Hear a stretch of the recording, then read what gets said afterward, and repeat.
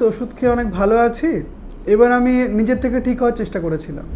নিজের থেকে lifestyle change করে আমি ঠিক হওয়ার চেষ্টা করেছিলাম, ওই জন্য ওষুধটা বন্ধ করে দিয়েছিলাম। ওষুধ বন্ধ করে দিন 15 ভালো ছিলাম, তারপরে আবার মনে হলো যে ভাল লাগছে না, জীবন রেখে লাভ নেই, আমি মরে যাই। অনেকেই দেখা যায় যে নিজে থেকে ঠিক হয়ে যাওয়ার চেষ্টা করতে করতে অনেকটা দেরি করে ফেলে এবং অনেক বাড়াবাড়ি হয়ে আমাদের কাছে দেখাতে আসেন। তাতে দেখা যায় ডিউরেশন অফ আনট্রিটেড ইলনেস বলে একটি টার্ম আছে, মানে আপনার সিমটমস কবে ডেভেলপ করলো, আপনি কবে ডাক্তারের কাছে পৌঁছালেন। এই যে ডিউরেশনটা যত বেশি হবে তত ট্রিটমেন্ট আউটকাম খারাপ হয়। নিজের থেকে ঠিক হওয়া সত্যি কি পসিবল নাকি পসিবল নয়?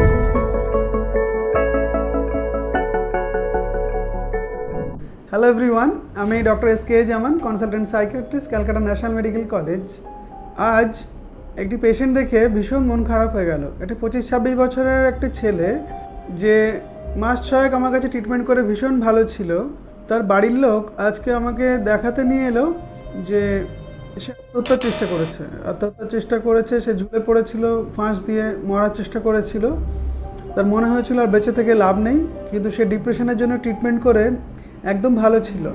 তারপরে আমি যখন জিজ্ঞেস করলাম এই কাজটা সে কেন করেছে, তার উত্তরে সে বলছে যে সে ভেবেছিল যে ডাক্তারবাবু আমি তো ওষুধ খেয়ে অনেক ভালো আছি, এবার আমি নিজের থেকে ঠিক হওয়ার চেষ্টা করেছিলাম। নিজের থেকে লাইফস্টাইল চেঞ্জ করে আমি ঠিক হওয়ার চেষ্টা করেছিলাম, ওই জন্য ওষুধটা বন্ধ করে দিয়েছিলাম। ওষুধ বন্ধ করে দিন 15 ভালো ছিলাম, তারপরে আবার মনে হলো যে ভাল লাগছে না, জীবন রেখে লাভ নেই, আমি মরে যাই। এখন আপনাদের সঙ্গে শেয়ার করতে চাইছি যে নিজের থেকে ঠিক হওয়া সত্যি কি পসিবল নাকি পসিবল নয়? হ্যাঁ, একদমই পসিবল। নিজের থেকে ঠিক হওয়া যায়, কিন্তু তার একটি সময় আসে। আমরা আমাদের ব্রেনকে চাইলে নিজেরা কন্ট্রোল করতে পারি, কিন্তু সবসময় ব্রেন নিজের কন্ট্রোলে থাকে না। ধরুন এই ভিডিওটি আপনি দেখছেন, খুব মন দিয়ে ভিডিওটি দেখছেন, এই সময় কিন্তু আপনার হার্টবিট চলছে, আপনার রেসপিরেশন শ্বাস প্রশ্বাস চলছে, আপনার পেটের অন্ত্রগুলো ঠিকঠাক কাজ করছে বা শরীরের অঙ্গ প্রত্যঙ্গ ঠিকঠাক কাজ করছে। এই শরীরের সমস্ত অঙ্গ প্রত্যঙ্গ কিন্তু ব্রেন দিয়েই কন্ট্রোল হচ্ছে। সেই সাথে আপনি যে আমার কথাটা শুনছেন সেটাও ব্রেন দিয়েই কন্ট্রোল হচ্ছে। এবার এই যে অ্যাক্টিভিটিগুলো আপনার কন্ট্রোলে নেই, সেগুলো তো আপনার কিছু করার নেই।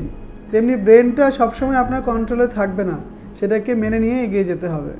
ধরে নিন আপনার যদি হাত ভেঙে যায়, হাতটা এখান থেকে ফ্র্যাকচার হয়ে গেল, ভেঙে যাওয়ার পর আপনি যদি ভাবেন যে আমি নিজে থেকে ঠিক হওয়ার চেষ্টা করি, তাহলে কি সেটা হবে? সেটা কখনোই কাম্য নয়। বা আপনি নিজে পারবেন না। একটা ফ্র্যাকচারের পরে প্রচণ্ড যন্ত্রণা হবে, তারা একটা ওষুধের ট্রিটমেন্ট করতে হয়, এটা প্লাস্টার দিয়ে ফিক্স আপ করতে হয়। তারপর দেখা যায় 1.5 থেকে 2 মাস পর আপনি আস্তে আস্তে সুস্থ হয়ে ওঠেন। তারপর ডাক্তারবাবু বলেন আপনি এবার ফিজিওথেরাপি করুন। আপনি তো ফিজিওথেরাপি করলেন না, নিজের থেকে হালকা ব্যায়াম করলেন, আস্তে আস্তে ঠিক হয়ে যায়। সুতরাং নিজের থেকে চেষ্টা করার একটা সময় থাকে এবং সেই সময়টা দিতে হয়। অনেক সময় দেখা যায় এই মানসিক রোগের যে ট্রিটমেন্টটা কিছু দীর্ঘমেয়াদী হয়। কিছুদিন দেখা যায় ডিপ্রেশন বা সাইকোটিক যে ডিসঅর্ডারগুলো আছে সেগুলো কিছুদিন ওষুধ খেতে হয় সিমটম কন্ট্রোলের জন্য। অনেক বেশি সিমটম থাকে, ওষুধ দিয়ে সিমটমটা কন্ট্রোল থাকে, কিন্তু ভিতর থেকে সারতে একটু সময় লাগে। সেটা 3 মাস হতে পারে, 6 মাস হতে পারে, কারো ক্ষেত্রে 1 বছর। খুব কম সংখ্যক হলেও অনেকের ক্ষেত্রে লাইফ টাইম ওষুধ খেতে হতে পারে। যাদের ক্ষেত্রে জেনেটিক বংশ পরম্পরায় রোগ আসছে বা ওষুধ বন্ধ করলে আবার আগের জায়গায় ফিরে যাচ্ছেন, তাদের ক্ষেত্রে কিন্তু সারা জীবন ওষুধ খেতে হতে পারে। এবার এই যে বললাম, উদাহরণটা দিলাম যে আপনার হাত ভেঙে যাওয়ার উদাহরণটা, আপনার যদি হাত ভেঙে যাওয়াটা সাপোজ আপনার ক্যালসিয়াম কমে গেছে শরীরে, বা আপনার ভিটামিন ডি কমে গেছে, ভিটামিন ডি কমে যাওয়ার জন্য বা ক্যালসিয়াম কমে যাওয়ার জন্য ফ্র্যাকচার হয়েছে, কিন্তু যখন ফ্র্যাকচারটা হলো, যখন ভেঙে গেল, তখন যদি আপনি অর্থোপেডিক্স ডাক্তারবাবুকে না দেখিয়ে, প্লাস্টার না করে, তার সঠিক ট্রিটমেন্ট না করে, বা অপারেশন লাগলে অপারেশন না করে যদি আপনি ভিটামিন ডি সাপ্লিমেন্ট আর ক্যালসিয়াম খাওয়া শুরু করেন, তাহলে কিন্তু সেটা ট্রিটমেন্টটা সঠিক হলো না এবং সেই ট্রিটমেন্টে আপনি সুস্থও হবেন না।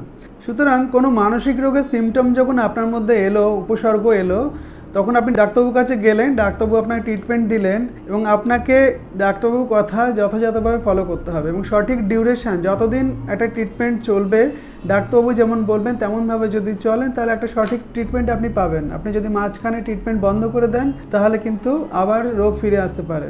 আমি মজা করে অনেক সময় পেশেন্টদেরকে বলি যে আপনাকে একটা শেষ স্টেশন যেটা এইখানে, যেমন শিয়ালদা স্টেশন বা হাওড়া স্টেশন, আপনাকে শিয়ালদা বা হাওড়াতে গিয়ে নামতে হবে। আপনি যদি মাঝের স্টেশনে নেমে যান তাহলে কিন্তু আপনার ট্রিটমেন্ট কমপ্লিট হবে না। আপনার ট্রিটমেন্ট কমপ্লিট হবে, তারপরে গিয়ে আপনি নিজে থেকে চেষ্টা করবেন বা ওষুধ বন্ধ করবেন। ট্রিটমেন্ট মানে যে শুধু ওষুধের দ্বারা চিকিৎসা সেরকম নয়, অনেক সময় সাইকোথেরাপি বা কগনিটিভ বিহেভিয়ারাল থেরাপি বা আরও বেশ কিছু থেরাপি আছে যেগুলোর দ্বারা সাইকোলজিস্টরাও মানসিক সমস্যা থেকে সুস্থ করে তোলেন। ধরুন আপনার এই মোবাইলটা খারাপ হয়ে গেছে, আপনার মোবাইলটা খারাপ হয়ে যাওয়ার জন্য আপনি এত দুশ্চিন্তা করেছেন, এত টেনশন করেছেন যে আপনার মানসিক সমস্যা চলে এসছে, যে আপনার ভালো লাগছে না, কিছু ইচ্ছা করছে না, কাজে যাচ্ছেন না, এরকম একটা পরিস্থিতি তৈরি হয়েছে। আপনি বুঝলেন যে এটা একটা মানসিক সমস্যা, আপনি ভুগছেন, আপনি ডাক্তারবাবুর কাছে গেলেন, আপনি ডাক্তারবাবু বললেন যে আপনার ক্লিনিক্যাল ডিপ্রেশন হয়েছে এবং আপনি ওষুধ খেলেন, কিছুদিন ওষুধ খেয়ে আপনি কিছুটা সুস্থ হলেন। এর মধ্যে আপনি মোবাইলটাও সারানোর চেষ্টা করেছেন, যে মোবাইলটা রিপেয়ার করে, দেখা গেল কিছুদিন ওষুধ খেলেন, মোবাইলটাও রিপেয়ার করে নিলেন, তারপর আপনি সুস্থ হয়ে গেলেন। আর একটা কন্ডিশন হয় যে আপনি ডাক্তারবাবুর কাছে গেলেন, ওষুধ খাচ্ছেন, কিন্তু আপনি মোবাইলটা সারানোর চেষ্টা করছেন, কিন্তু মোবাইল যিনি রিপেয়ার করেন তিনি বললেন যে এই মোবাইল আর সারানো যাবে না। আপনি লাইফে এগিয়ে না গিয়ে আপনি যেটা করছেন যে সকালে উঠে ভাবছেন আমার মোবাইলটা কেন খারাপ, দুপুরবেলা ভাবছেন আমার মোবাইলটা কেন খারাপ, রাতে শোয়ার সময় ভাবছেন মোবাইলটা কেন খারাপ, কী করে ঠিক হবে। এই যে মোবাইল উদাহরণটা আমি দিলাম, আপনি আপনার নিজের লাইফ দিয়ে একটু মিলিয়ে দেখবেন যে আপনি যে ওভার থিঙ্কিংগুলো করছেন বা যে কারণে আপনার ডিপ্রেশন বা মানসিক সমস্যা এসছে, ওষুধ খাওয়া বা ট্রিটমেন্টের সাথে সাথে সেইগুলোর উপরে আপনি কাজ করছেন না। যে আপনার এই মোবাইলটা যদি না সারা যায় তাহলে আপনাকে নতুন মোবাইল নিতে হবে, বা আপনাকে নতুনভাবে ভাবতে হবে মোবাইল ছাড়া আপনি আর কীভাবে কমিউনিকেট করতে পারেন যদি সেটা সারা পসিবল না হয়। সুতরাং আপনার লাইফে যে প্রবলেম আপনার আছে সেই প্রবলেমগুলোর উপরে আপনাকে কাজ করতে হবে। প্রয়োজনে সাইকোথেরাপি করতে হবে, সাইকোলজিস্ট দেখিয়ে তার প্রপার ট্রিটমেন্ট নিতে হবে। যদি আপনার সিবিটি লাগে, কগনিটিভ বিহেভিয়ারাল থেরাপি লাগে, বা আপনার ইন্টারপার্সোনাল থেরাপি লাগে, বা আপনার ডায়ালেকটিক্যাল বিহেভিয়ারাল থেরাপি লাগে, অ্যাকর্ডিংলি আপনাকে থেরাপি নিতে হবে। থেরাপি নিয়ে একটু ওষুধ খেয়ে আপনাকে সুস্থ হতে হবে। কিন্তু আপনি এই নিজে থেকে ঠিক হয়ে যাব বা নিজে একটু চেষ্টা করলেই হবে এটা ভেবে ট্রিটমেন্ট ডিলে করবেন না।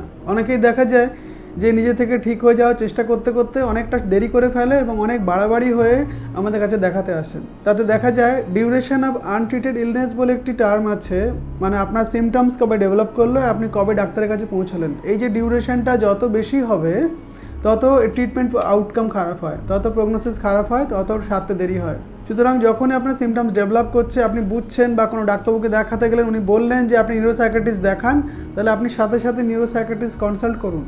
আপনি যদি ভাবেন যে আমি কি পাগল হয়ে গেছি, আমার কি পাগল হয়ে যাওয়ার সমস্যা, আমি এতই দুর্বল মানুষ যে আমাকে মানসিক রোগের ডাক্তার দেখাতে হবে, বা এখনও তো অনেকে যোগ করে বলে তোকে সাইকিয়াট্রিস্ট দেখানো উচিত। সাইকিয়াট্রিটাকে এরকম স্টিগমাটাইজ করলে আমরা নিজেরাই পিছিয়ে যাব। তার কারণ আমাদের ব্রেন সবচেয়ে ইম্পর্টেন্ট অর্গান, আমাদের ব্রেনের ট্রিটমেন্ট যদি লাগে তাহলে করাতে হবে। শরীরের সমস্ত অর্গানের ট্রিটমেন্ট আমরা করাই, গর্বের সঙ্গে বলি যে আমার বাবার হার্টের সমস্যা হয়েছে, আমি ভেলোর যাচ্ছি ট্রিটমেন্ট করতে, বা আমি কলকাতার অমুক হাসপাতালে দেখাচ্ছি। কিন্তু যখন ব্রেনের সমস্যা হচ্ছে লুকিয়ে লুকিয়ে বলছি বাবার একটা সমস্যা হয়েছে, ওটা ঠিক আছে তোর সাথে পরে আলোচনা করব।